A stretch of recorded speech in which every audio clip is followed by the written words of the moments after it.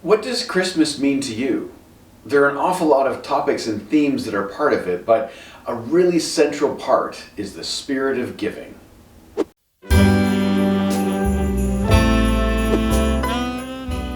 Hi friends, my name is Greg Simpson and we are on day 11 of our video Advent calendar.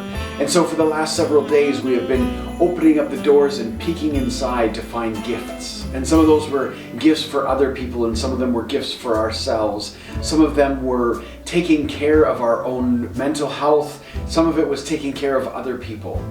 And today we're going to kind of take the two sides of that, the giving to others and the receiving, and mush them into one.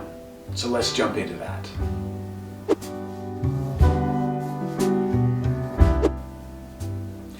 The Advent season is definitely a time that there are lots of food drives, there are toy drives, there are lots of opportunities for people to give. And I imagine that you have had an opportunity already to give, perhaps at school or at work, or you've gotten involved in some community thing. And I want to thank you so much for the ways that you have done that. And I'm going to encourage you to give yet again. See, right now, right in the middle of the lead up to Christmas, when food banks are asking a lot of different people to give, it's also the time when they need the most. And I had the opportunity to work for a food bank a few years ago, and I learned an awful lot, and I want to share a few details with you that you might not already have known, and it might actually change the way you give to the food bank. So, I'm going to start by saying, thank you for giving to the food bank. Please give again. That's a big part of it. And the second one is, I'm going to say, thank you for giving. Please give money. It doesn't have to be a large amount. But you see, if you were to go to the grocery store and buy a can of tuna, you've got that can of tuna here, and you're thinking, this is exactly the right thing to give to the food bank. You're absolutely right. That would be wonderful, and somebody will get a very good protein-full meal because of you. But that can of tuna, when it arrives at the food bank, somebody has to take a look at it, double check the expiry date to make sure it hasn't gone bad yet, and then they need to categorize it or organize it or put it in a spot to make sure that when somebody needs it, they get it. And then there's the distribution side. That can of tuna is a fairly heavy thing, and if it's with other stuff, there's a lot of different handling concerns that are involved in that can of tuna. When you write a check, when you give money, when you send an Etransfer, well, it just kind of arrives. And then the food bank can take your money and his money and her money and my money, and they can go to a grocery supplier and buy that same can of tuna for much, much less. And they know for sure that it hasn't expired yet. And they know for sure that that spot on their shelf is missing tuna. Because what if you give tuna but what they needed was peanut butter? Or what if I give tuna and they were really, really looking for some personal hygiene products? You see, giving money to a food bank makes a huge, huge difference. I'm not saying don't give food. That's wonderful also. But maybe consider the other options. And the second thing I wanted you to do is I want you to go right now and get your calendar, your 2021 calendar. Just pause the video. It's okay. I'll wait right here. Oh, are you back? Wonderful. So now you're going to open up that calendar and you're going to go to February. Let's say about February 4th or 5th. And on that day, write, give to the food bank.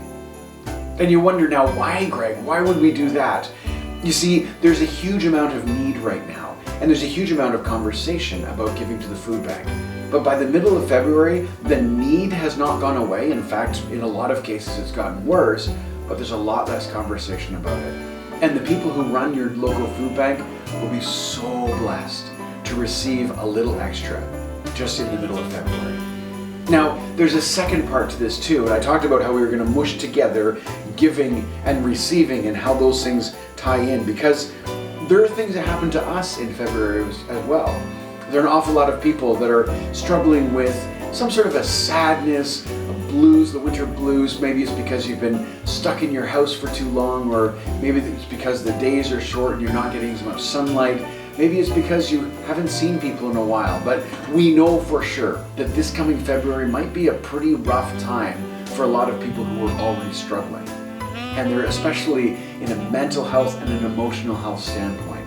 And if one particular thing that is almost guaranteed every time to make a difference in your mental health, and that is to give to somebody else, to help somebody else, to get involved in somebody else's life enough that it draws you out of you. And so, by giving to your local food bank on February 4th or 5th, you're going to be giving to yourself too.